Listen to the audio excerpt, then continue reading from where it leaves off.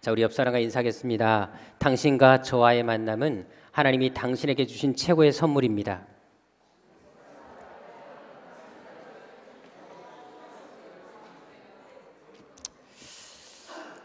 그래요. 이게 우리가 이렇게 함께 만날 수 있다는 건 정말 하나님의 축복입니다. 얼마나 감사한지 모릅니다. 함께 저랑 또 인사하도록 하겠습니다. 하나님은 여러분들을 향한 놀라운 계획을 가지고 계십니다. 아멘. 감사합니다.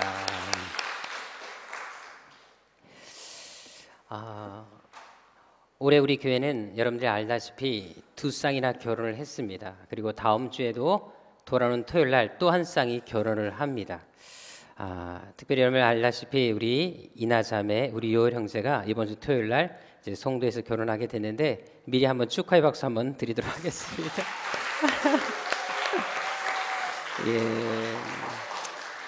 예, 그렇게 가고 싶어 하더니 결국은 믿음대로 됐습니다.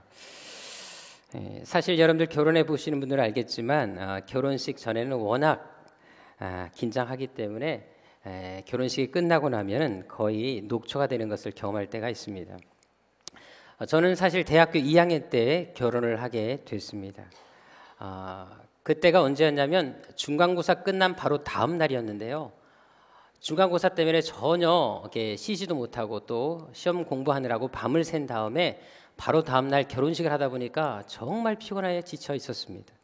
사실 저는 그렇게 날짜를 잡고 싶은 마음이 조금도 없었는데 그렇게 날짜를 잡게 된 이유가 뭐였냐면 저희 학교 형님 중에 결혼에 실패한 분이 계셨어요. 약혼식까지 하셨고 결혼 날짜까지 잡으셨다가 여자 쪽에서 갑자기 편하는 바람에 거의 1년을 헤매다시피 하시고 결국은 신학교도 그만두실 정도로 너무 고통스러웠던 분이 계신데 그분이 이제 혹시라도 저도 그런 꼴을 당할까 봐 저는 절대 그럴 일이 없는데도 불구하고 본인이 나서서 우리 아내를 개인적으로 만나갖고 결혼 날짜를 잡아버리고 만 거예요. 그래서 자기가 책임지고 결혼시킬 테니까 그날 결혼해라 해가지고 결혼 날짜를 잡아버렸습니다. 그래서 저는 할 수 없이 중간고사 끝난 다음 날 그렇게 해서 결혼을 하게 됐습니다. 사실 여러분들 제가 살고 있는 것은 그때 망울이었고요. 결혼식장은 안국역에 있었습니다. 그 당시 저는 차가 없었기 때문에 대중교통을 통해서 이제 갈 수밖에 없는 상황이었거든요. 그러니까 결혼 준비할 수 있는 상황과 여건이 전혀 아니었습니다. 그래서 이제 결혼식 날 아침에 제가 집에서 일어나서 미장 갈 시간도 아예 없죠. 그래서 아침에 제가 머리 감고 드라이하고 그리고 구두도 제가 닦고 결혼식장에 버스 타고 가게 됐습니다. 알다시피 여러분들 결혼 전날이다 보니까 잠도 제대로 잘 수가 없었고 또 일주일 동안 시험 준비하다 보니까 또 시험은 원래 이렇게 벼락치기가 또 은혜가 있지 않습니까? 그러다 보니까 나름대로 정말 피곤해지신 상태에서 가다 보니까 버스에서 가면서도 얼마나 졸았는지 모릅니다. 근데 알다시피 여러분들 이제 결혼식장에 가서 제가 미리 아내한테 귀뜸을 했어요. 왜냐하면 여러분들 알다시피 우리 아내가 키가 결코 작지가 않습니다. 그래서 당신 결혼식 입장할 때 반드시 실내화를 신고 입장해라. 그래야 서로가 좋지 않겠냐. 왜냐하면 여러분들 제가 우리 아내 친구들로 통해서 여러 얘기를 들은 적이 있었어요. 남편 좀 키워라. 왜 이렇게 남편을 이렇게 압축돼 있냐. 그러면서 좀 많이 먹여서 키워라 하는 말들을 제가 여러 번 들었기 때문에 제가 결혼식장만큼은 가급적이면 서로 맞춰보고 싶어서 나도 키높이를 신고 갈 테니까 당신도 그 실내화를 신어라. 그러면 서로 보기가 좋지 않겠냐라고 얘기를 했습니다. 그런데 우리 아내가 입장하는데 키가 예사롭지 않은 거예요. 평소보다 훨씬 더 큰 거예요. 그래서 이상하다 싶어서 보니까 힐을 신고 입장하게 됐습니다. 그래서 되게 마음이 안 좋았죠. 근데 또 어디서 주워 왔는지 왕관까지 쓰고 나타난 거예요. 그러니까 제가 아무리 지금 까치발을 들고 있어도 상대가 안 되는 거였습니다. 그렇다고 여러분들 그냥 평상시대로 이게 서 있자니 마음이 너무나 안 좋았고 자존심도 상하고 그래서 정말 결혼식 끝날 때까지 까치발을 들고 결혼식을 이제 진행하게 됐어요. 그런데 그날따라 우리 주례하시는 목사님이 연세가 되게 많으셨는데 본인이 괜히 흥분하셔갖고 좋으셔가지고 설교를 1시간 하셨습니다. 여러분. 그때 제가 세운 철칙이 있어요. 결혼 주례사는 10분 미만으로 끝내야 된다. 그때 제가 아주 뼈를 저리게 느낀 제가 아주 통감했던 그런 시간이었습니다. 결국 예배가 1시간 반 동안 지내게 됐습니다. 여러분 1시간 반 동안 까치발을 들고 한번 서 있어 보셨습니까? 안 서 있어 봐서 말을 하지 마세요, 여러분들이요. 더구나 중간고사 때문에 밤 한숨 제대로 못 자고 전날에도 그래도 결혼식 전날이니까 여러분들 그래도 잠이 오겠습니까?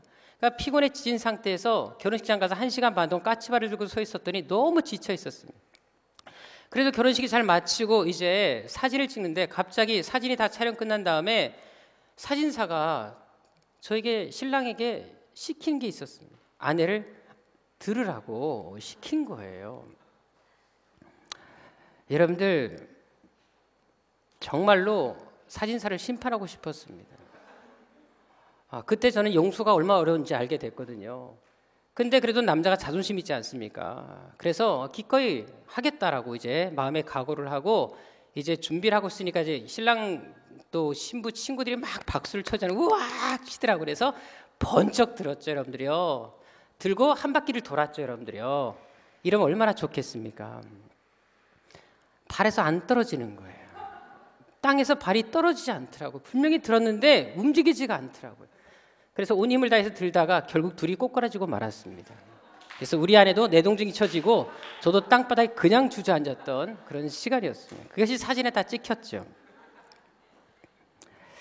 정말 무거웠습니다. 그렇다고 우리 아내가 몸무게가 많이 나간다는 것이 결코 아닙니다. 제가 힘이 없어서 들지 못한 것입니다. 그때 제가 확실히 알았어요. 역시 남자는 평소에 힘을 키워놔야지 갑자기 힘을 쓸 때가 되니까 이런 일이 생기는구나. 그리고 이제 결혼 전에 반드시 몸무게를 확인해 봐야 되는구나. 이제 그런 것들에 대해서 참 많은 것들을 이제 알게 된 정말 좋은 시간이었습니다. 그래서 이번 주 토요일 날 결혼식 할 때도 제가 한번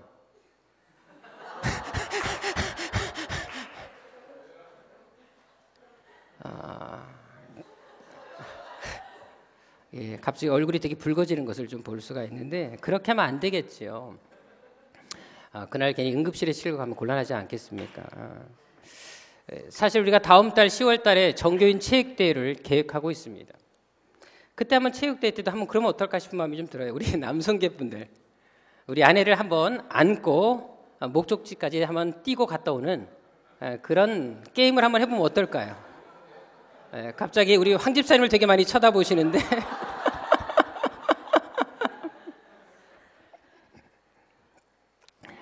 아마 그거 한다 그러면 체육대회 때 불참하는 분들이 되게 많을 것 같습니다. 여러분 역도 선수들도 보십시오.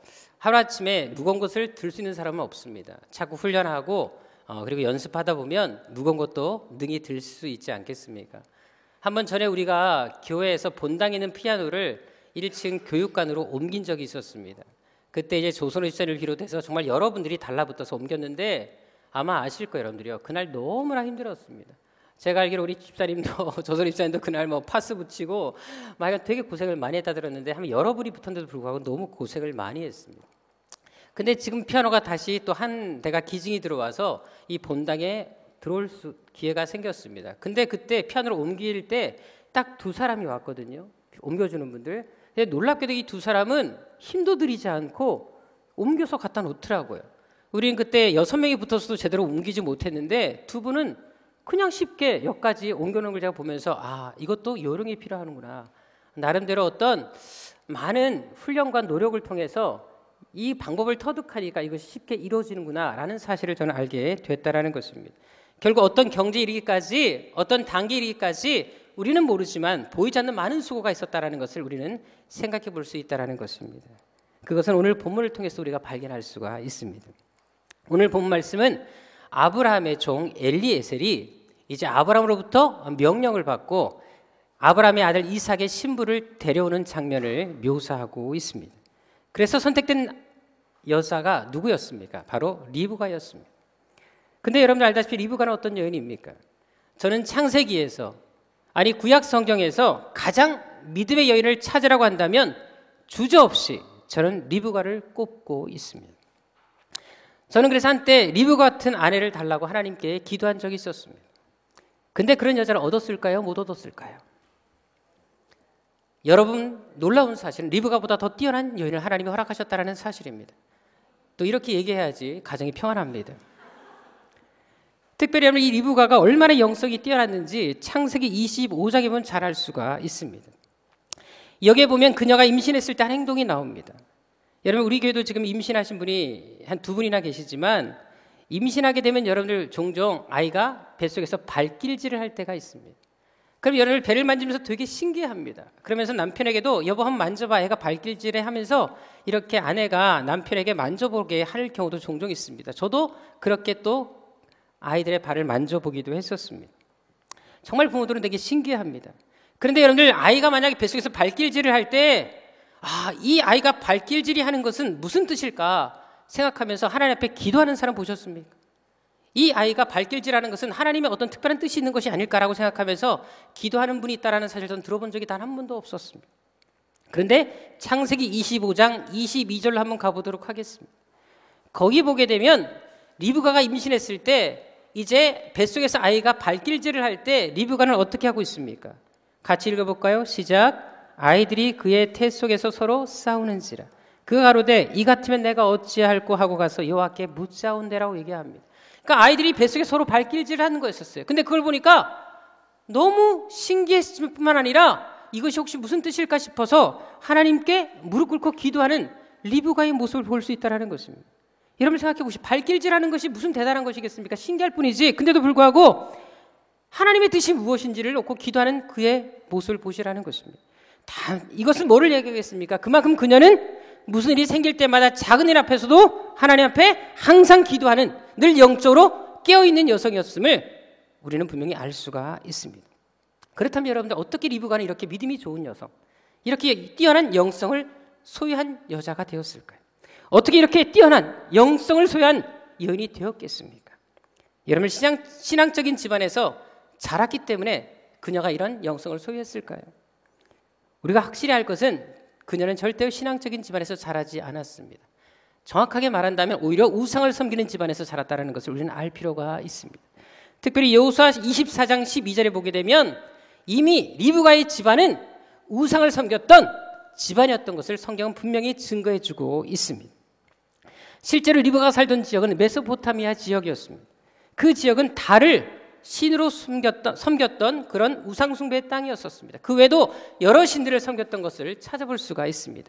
특별히 창세기 31장 19절에 보게 되면 리브가의 오빠 역시도 드라빔이라는 우상을 섬겼던 우상 숭배자였던 것을 찾아볼 수가 있습니다. 한마디로 신앙의 집안이 전혀 아니었다라는 것입니다. 오히려 우상 숭배 가정에서 자란 여인이 리브가였다라는 것을 우리는 알 필요가 있습니다. 따라서 그는 하나님에 대해서 전혀 알지도 못했고 하나님에 대해서 경험한 적도 없었던 여인이었다라는 것입니다. 그런데도 어떻게 그녀가 이렇게 뛰어난 영성을 소유하게 되었을까요? 어떻게 불신자에서 이런 믿음의 여인, 작은 것 하나라도 기도하는 기도의 여인이 될 수 있었을까요? 그것은 그녀 인생에 영향을 준 두 사람이 있었기 때문에 그것이 가능했습니다. 오늘 한 사람에 대해서 제가 말씀을 드릴 것이고 다음 주에 또 한 사람에 대해서 말씀드리도록 하겠습니다. 특별히 오늘 본문을 보십시오. 오늘 본문은 그녀 인생의 최초로 가장 큰 신앙에 영향을 끼쳤던 한 사람이 등장을 하고 있습니다. 바로 리브가를 데리러 온 아브라함의 종 엘리에셀이 바로 그 한 사람이었다는 것입니다. 그렇다면 이 아브라함의 종 엘리에셀은 어떤 사람이었을까요? 우리 창세기 한번 15장으로 가보도록 하겠습니다. 창세기 15장 2절에 보게 되면 엘리에셀에 대한 이야기가 잠깐 나오는 것을 볼 수가 있습니다. 아브라함이 이렇게 하나님께 고백합니다. 하나님이여 내게 무엇을 주시려 하나이까? 나는 자식이 없는데 나의 상속자는 이 다메섹 사람 엘리에셀이니이다라고 하면서 엘리에셀의 이름을 거론하는 것을 찾아볼 수가 있습니다. 사실 아브라함에게는 정말 많은 종들이 있었습니다. 수백 명의 종들이 있었는데 그 중에서도 아브라함이 가장 신임했던 종이 바로 이 엘리에셀이었습니다. 특별히 그 많은 종들 가운데 엘리에셀이라는 이름이 유일하게 기록된 것만 보더라도 이 아브라함에게서 엘리에셀이 얼마나 중요한 인물이었던 것이 우리를 알 수 있다는 것입니다. 그만큼 아브라함에게는 소중하고 중심에 섰던 사람, 아브라함이 있어서 가장 소중히 여겼던 사람이 바로 엘리에셀이었다는 것입니다. 실제로 여러분 창세기 24장 2절에 보십시오. 24장 2절에 보게 되면 엘리에셀은 이미 오래전부터 아브라함의 전 재산을 다 관리하고 있었습니다. 얼마나 신임했으면 아브라함의 모든 재산을 그에게 다 일임해서 관리하게끔 했겠습니까? 또한 방금 읽은 것처럼 아브라함이 만약 자식을 낳지 못했다면, 이삭이 태어나지 않았다면 아브라함의 모든 재산을 다 물려주고 싶을 정도로 신임했던, 가장 믿었던 사람이 바로 엘리에셀이었다라는 것입니다. 특별히 24장 3절에 보십시오. 아브라함은 자신의 아들 이삭을 결혼시키고자 할 때도 누구를 보냅니까? 다른 사람이 아닌 이 엘리에셀을 불러서 특별히 그에게 부탁하는 것을 볼 수가 있습니다. 사실 이때 아브라함의 나이가 몇 살인 줄 아십니까? 엘리에셀을 보낼 때 아브라함의 나이는 140세였습니다. 엘리에셀도 당연히 이미 늙을 대로 늙은 나이였었습니다. 그런데도 다른 사람이 아니라 그 늙은 엘리에셀을 특별히 보내는 것을 보십시오. 그만큼 아브라함은 그 누구보다도 이 엘리에셀을 믿고 있었다는 것입니다. 실제로 엘리에셀이 얼마나 믿음직한 사람인 줄 아십니까? 그리고 얼마나 믿음의 사람인 줄 아십니까? 오늘 본문 24장 12절 이하에 보게 되면 이삭의 신부를 선택할 때 그가 보여준 모습을 보십시오. 어떤 모습을 볼 수 있습니까? 사실 우리가 배우자를 고를 때 주로 어떻게 선택을 합니까? 적어도 그 사람이 어느 학교를 나왔는지, 그리고 종교는 무엇이고 직업이 무엇인지, 아니면 적어도 외모는 어떻게 생겼는지 한 번은 보고 결혼해야 되지 않겠습니까? 제가 얼마 전에 한 결혼 정보회사의 어떤 글을 보니까 요즘 여성들은 남자를 선택할 때 경제력만 보지 않는다고 하더라고요. 경제력 외에도 4가지를 더 본다고 합니다. 그 4가지가 뭔지 아십니까? 첫 번째가 동안인지 아닌지 본다고 합니다. 여러분들 참 나이 들어 보이는 분들 얼마나 비참합니까? 또 경민이가 기침을 하죠. 두 번째는 건강한지 안 한지 본다고 합니다. 세 번째는 자상한지 안 자상한지 본다고 합니다. 네 번째는 유머가 있는지 없는지 본다고 합니다. 그렇다면 보세요. 동안에다가 건강하고 자상하고 유머가 있는 사람, 이것을 갖춘 사람은 혹시 우리에게 누가 있을까요?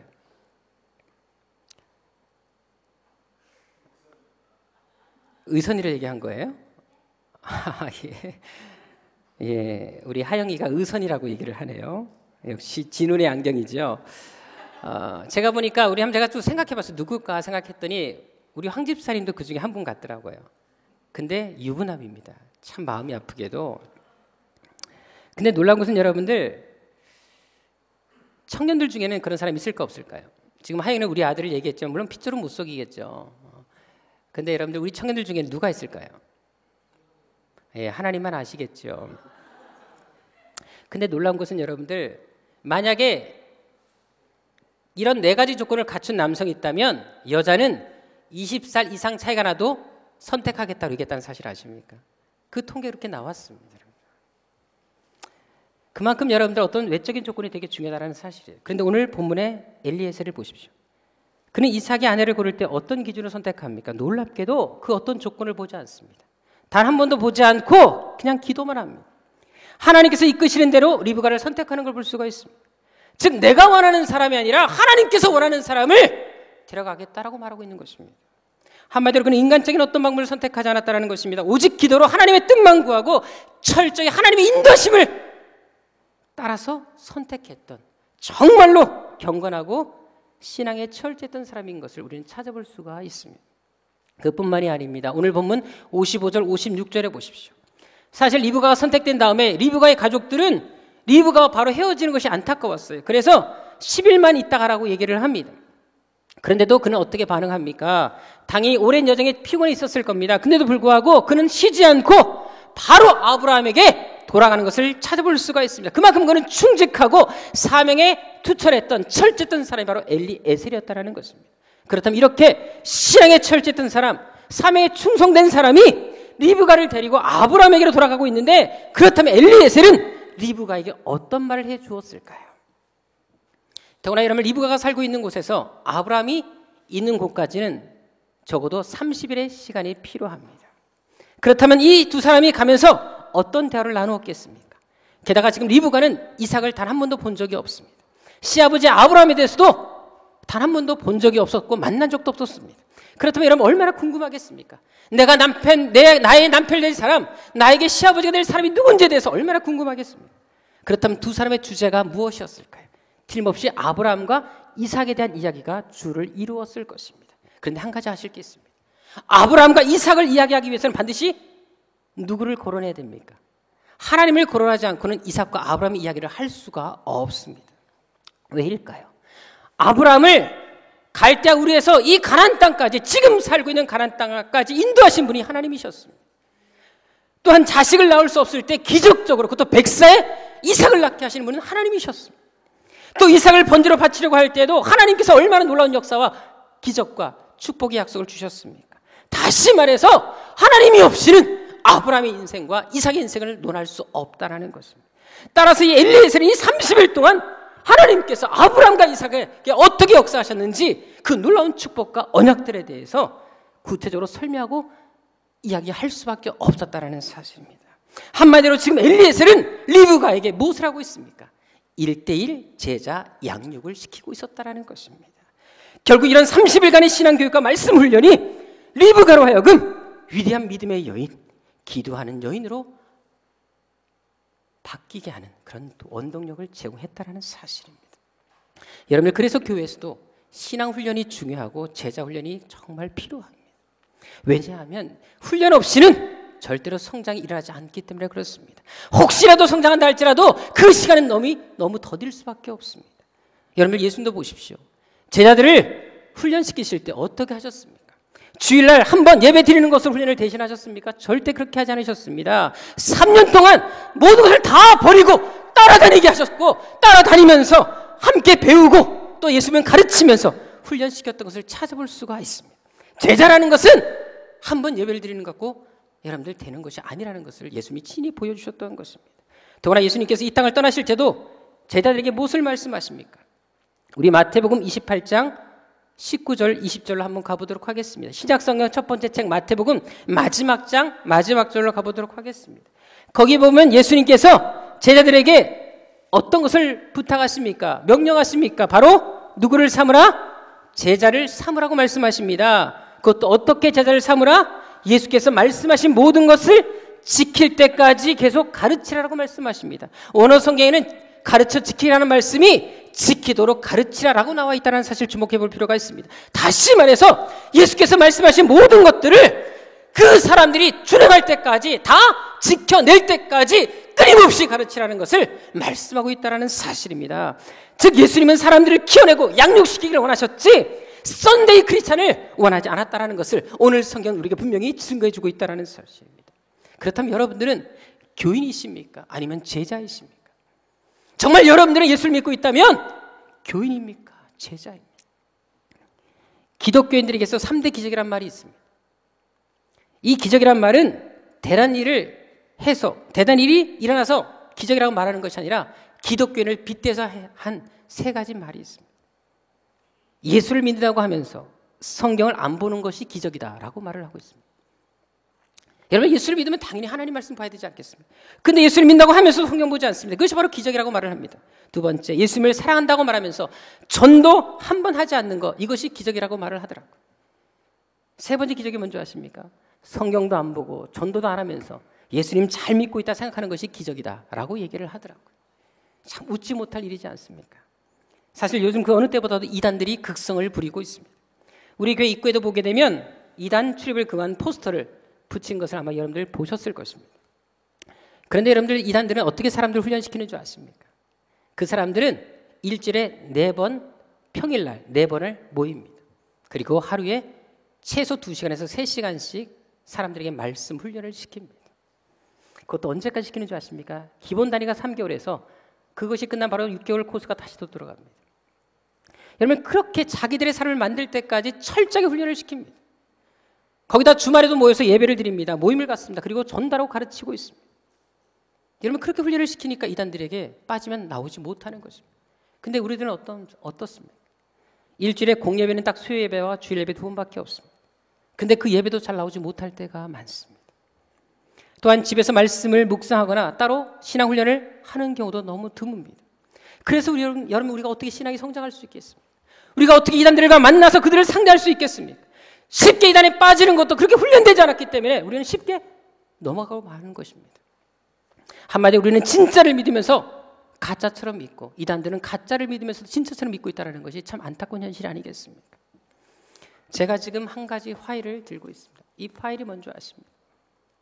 제가 이제 어느 교회에서 이단 강의를 열심히 했어요. 근데 이단 강의가 끝나자마자 한 학생이 저를 찾아왔더라고요. 그러면서 상담을 좀 하고 싶다 그러더라고요. 그래서 상담을 하게 됐습니다. 근데 그 학생이 뭐냐면 자기가 지금 공부하는 곳이 있었는데 목사님이 그곳이 이단이라고 말씀했다라는 거예요.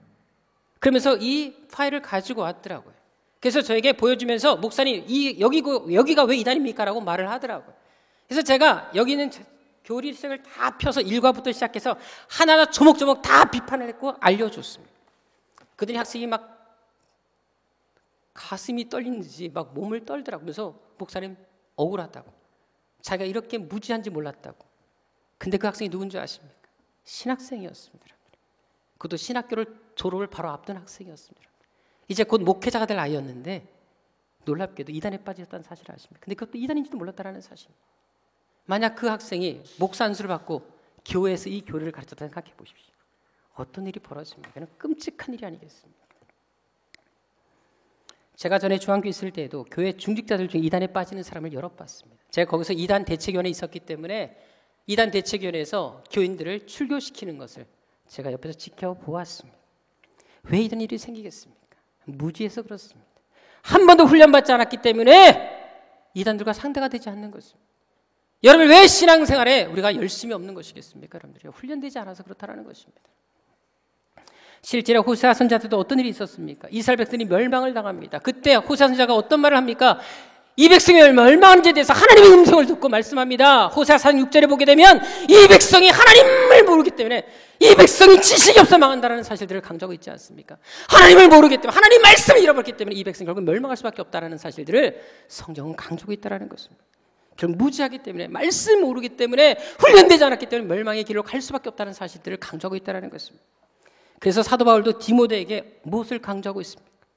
디모데 후서 3장 14절 15절에 보면 바울이 이것이 얼마나 중요한지에 대해서 강조하고 있는 내용이 나옵니다. 우리 함께 찾아보도록 하겠습니다. 디모데 후서 3장 14절 15절 말씀, 신약성경 346쪽이 있습니다. 신약성경 346쪽에 있는 디모데 후서 3장 14절 15절 말씀 함께 보도록 하겠습니다. 같이 읽어볼까요? 14절부터 시작. 그러나 너는 배우고 확신한 일에 거하라. 너는 내가 누구에게서 배운 것을 알며 또 어려서부터 성경을 알았나니 성경은 너희 너로 하여금 그리스도 예수 안에 있는 믿음으로 말미암아 구원에 이르는 지혜가 있게 하느니라. 여러분들 오늘 바울은 디모데에게 어떻게 말씀하고 있습니까? 먼저 배우라고 말을 합니다. 그리고 배움에 대해서 신뢰하라고 말을 합니다. 특별히 어떤 것을 배우라? 16절에 성경을 배우러 말을 합니다. 왜? 성경을 제대로 알아야 구원받기 때문에 그렇다는 것입니다. 성경을 잘 모르니까 넘어지고 실패하고 무너지는 것입니다. 그래서 디모데에게 정말 하나님 말씀이 얼마나 중요한지에 대해서 가르치라고 배우라고 확신하라고 그 일에 거하라고 얘기를 하고 있는 것입니다. 그래서 여러분 말씀 훈련과 양육이 정말 중요한 것입니다. 이제 여러분 다시 신앙의 기본으로 돌아가야 되지 않겠습니까? 예수께서 세상 명료로 말씀하신 것처럼 훈련된 크리스찬이 되어야 되지 않겠습니까? 여러분들요. 크리스찬다운 크리스찬, 제자다운 제자가 되어야 되지 않겠냐 이 말입니다. 여러분들. 그러기 위해서는 반드시 우리 노력이 필요합니다. 왜? 제자가 된다는 것은 저절로 되는 것이 아닙니다. 교회 와서 앉아있다고 되는 것이 아니라 시간과 노력이 많이 필요하기 때문에 우리의 헌신과 열심이 필요하다는 것입니다. 사실 제가 서울 장안동에서 청년부에 사역할 때였었습니다. 그때 이제 여름쯤이 됐을 때 갑자기 청년 한 명이 저를 찾아왔어요.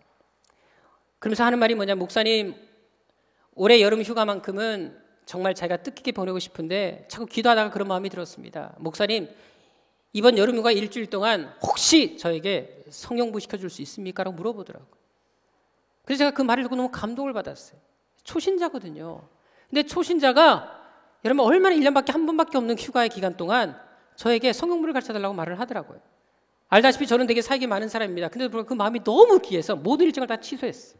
그리고 그 아이와 함께 장신대로 가가지고 한 방을 빌려가지고 일주일 동안 거기서 먹고 자면서 일주일 동안 제가 맨투맨으로 성경물을 한 적이 있었습니다. 그래서 큐티 훈련부터 시작해서 성경을 가르쳤습니다. 마태복음부터 시작해서 정말 열심히 밥 먹고 자는 시간 외에는 하루 종일 앉아서 성경을 함께 공부하기 시작했습니다. 여러분들 중요한 게 뭐냐면 그 아이가 정말 신앙이 급성장하는 것을 제가 보았습니다. 여러분 마태복음 19장 30절에 이런 말씀이 있습니다. 그러나 먼저 된 자로서 나중되고 나중된 자로서 먼저 될 자가 많으니라. 여러분 적은 것이 아니라 많다고 말을 합니다. 신앙생활에 출발점이 먼저 있다 그래서 그 사람이 뛰어난 사람이 아니라 오히려 역전될 수 있다는 사실을 말해주고 있다는 것입니다. 내가 얼마나 오래 믿었냐가 중요한 것이 아니라 내가 지금 어떤 마음으로 어떤 열심을 보고 믿고 있냐가 되게 중요하다는 사실을 오늘 성경은 증거하고 있다는 것입니다. 처음엔 열심이었지만 나중에 아름답지 못한 사람이 얼마나 많습니까? 하지만 나중에 시작했음에도 불구하고 신앙이 빨리 성장하는 사람 우리 주위에서 얼마나 많이 볼 수 있지 않습니까? 여러분들 그렇다면 여러분은 먼저 된 자입니까? 아니면 나중된 자입니까? 여러분 신앙은 절대로 과거형이 아닙니다. 현재형이어야 된다는 것입니다. 정확하게 말해서 현재 진형이 되어야 된다는 것을 우리는 알아야 한다는 것입니다. 영성도 마찬가지입니다. 과거에 머물러서는 안 됩니다. 내가 과거에 얼마나 기도를 많이 했냐가 중요한 것이 아니라 지금 내가 기도할 수 있느냐, 내가 지금 하나님께 무릎 꿇고 있는지, 내가 얼마나 지금 훈련받고 있는지 이것이 더 중요하다는 사실을 알아야 한다는 것입니다. 오늘 본문의 리뷰가를 보십시오. 그녀는 분명 신앙적인 집안에 자란 것이 아니었습니다. 신앙을 가진 여성도 절대로 아니었습니다. 오히려 오늘날로 말하면 불신자 집안에 자란 여인이었습니다. 하나님을 모르는 여인이었습니다. 또한 엘리에셀을 만난 후에는 이제 막 하나님을 알게 된 초신자 중에 초신자였습니다. 그런데 놀라운 것은 그녀가 살던 곳에서 아브라함이 살던 곳에 왔을 때는 놀라운 영성을 소유한 년으로 바뀌고 있었다는 것입니다. 왜? 30일간의 훈련 때문에 그렇다는 것입니다. 그 30일 동안 엘리에셀을 통한 철저히 신앙 훈련이 그녀를 이렇게 위대한 인생으로 바꿔놓았다는 것입니다. 그래 여러분, 신앙은 누가 대신해 줄 수 있는 것이 아닙니다. 기회가 있을 때, 배울 수 있을 때, 훈련받을 수 있을 때, 기쁨으로 양육받을 수 있는 그런 사람이 되시라는 것입니다. 그래서 베드로전서 2장 2절에 이런 말씀이 있습니다. 갓난 아이들 같이 순전하고 신령한 자들을 사모하라. 이로 말미암아 너희로 구원에 이르도록 자라게 하려 함이라 라고 말씀하고 있습니다. 하나님 말씀을 사모하고 성숙한 신앙이 되기 위해서 열심을 부으라고 말씀하고 있다는 것입니다.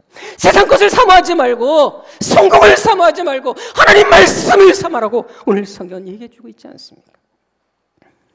여러분, 한방에서 체질 감별법으로 사용되는 오링 테스트라는 것이 있습니다. 그것이 혹시 뭔지 아십니까?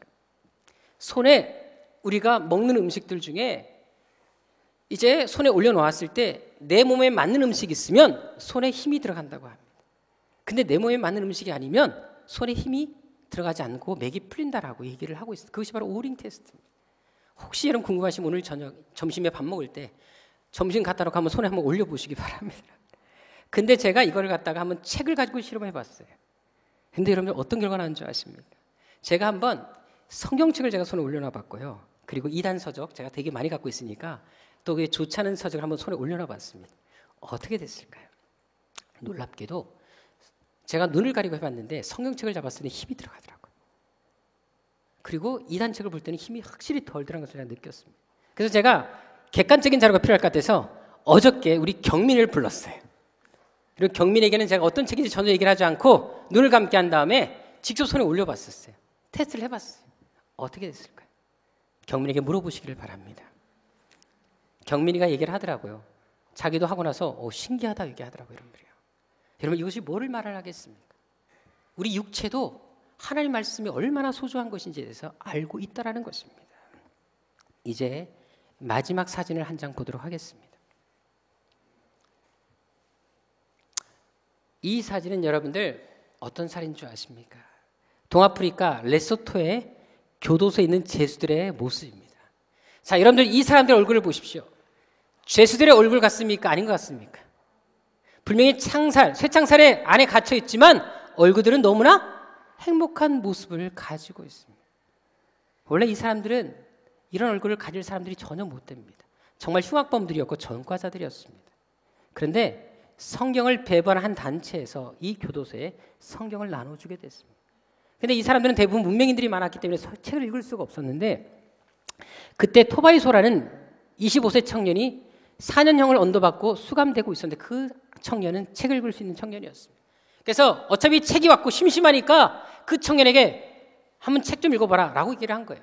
그래서 그 청년이 이제 그 함께 방에 있는 죄수들에게 자기 전에 계속 성경을 읽기 시작했습니다. 그때 놀라운 일이 벌어집니다. 처음에는 그냥 듣던 죄수들이 점점 태도가 달라지기 시작했습니다. 성경을 듣는데 마음이 달라지고 생각이 달라졌습니다. 그렇게 인생을 쓰고 인생을 저주했던 사람들의 얼굴이 조금씩 펴지기 시작했고 얼굴에 기쁨이 되찾기 시작했습니다. 그러면서 사람들의 마음 가운데 점점점 하나님 앞에 결단하고 돌아오는 사람이 생기기 시작했습니다. 특별히 책을 읽었던 그 4년을 언도받던 그 청년이 그리스도인이 됐습니다. 그리고 그 자리에서 자기가 예수를 구주로 영접하게 했고 너무나 모범수 생활을 해가지고 2년 만에 집행유예로 풀려나게 됐습니다. 감옥의 모든 사람들이 얼굴에 기쁨을 되찾는 그런 역사가 이곳에 나타나기 시작했습니다. 그래서 이 사진이 제가 구해서 여러분들에게 보여준 것입니다. 여러분들, 우리가 말씀 읽고 묵상할 때, 말씀을 듣고 우리가 훈련받을 때 우리의 삶에 어떤 변화를 가져올지 우리는 알 수 없다는 것입니다. 중요한 건 뭐냐면 가만히 있다고 되는 것이 아니라 내가 그 현장에 뛰어들고 내가 훈련받기 위해서 몸부림을 칠 때 바로 그 자리에 하나님이 역사한다는 사실입니다. 여러분, 시편 1편에 보십시오. 복 있는 사람은 어떻게 정의합니까? 오직 여호와의 율법을 즐거워하여 그 율법을 주야로 묵상하는 자로다. 읊조린다는 것입니다. 비둘기처럼 구구구 하면서 늘 하나님 말씀을 입에서 떠나지 않게 할 때 바로 복 받는 사람, 시냇가에 심은 나무가 과실을 맺은 것처럼 그 사람의 영혼이 마르지 않는 축복이 마르지 않는 샘의 축복이 그들의 인생 가운데 지워질 것을 말씀하고 있지 않습니까? 여러분, 하나님의 은혜를 사모하십니까? 하나님의 축복을 받고 싶습니까? 삶이 형통하고 싶으십니까? 그렇다면 하나님 말씀 안에서 새롭게 다시금 돌아가시라는 것입니다. 우리가 믿음으로 살지 못하기 때문에, 성경대로 살지 못하기 때문에 하나님 역사하지 못하시는 것이지, 정말 믿음 안에 우리가 살기로 결단하면 왜 하나님 우리 인생 책임져 주지 않겠습니까? 시편 119편 20절에 이런 말씀이 있습니다.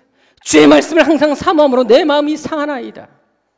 너무나 말씀을 사모한 나머지 말씀을 듣지 못할 때 내 마음이 무너집니다. 억장이 무너집니다. 내 마음이 상합니다라고 얘기하고 있다는 것입니다. 얼마나 하나님 말씀을 사모했으면 이런 고백까지 했겠습니까?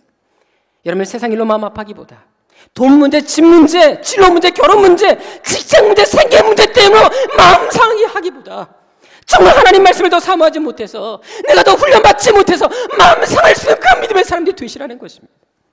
그래서 우리 세안교회 성도들만큼은 늘 말씀 안에 거하고 훈련받는 일에 누구보다 가장 열심을 낼 수 있는, 그래서 리브가처럼 영적으로 성장할 수 있는, 나중 됐지만 먼저 될 수 있는 그런 믿음의 사람들이 되시기를 주님의 이름으로 축원합니다. 기도하겠습니다. 하나님 아버지, 하나님은 지금도 훈련된 자를 찾고 계십니다. 지금 이 세상에 얼마나 할 일이 많습니까? 수많은 크리스찬이 있고 수많은 교회가 있지만 교회가 영향력과 힘을 잃어가고 있습니다.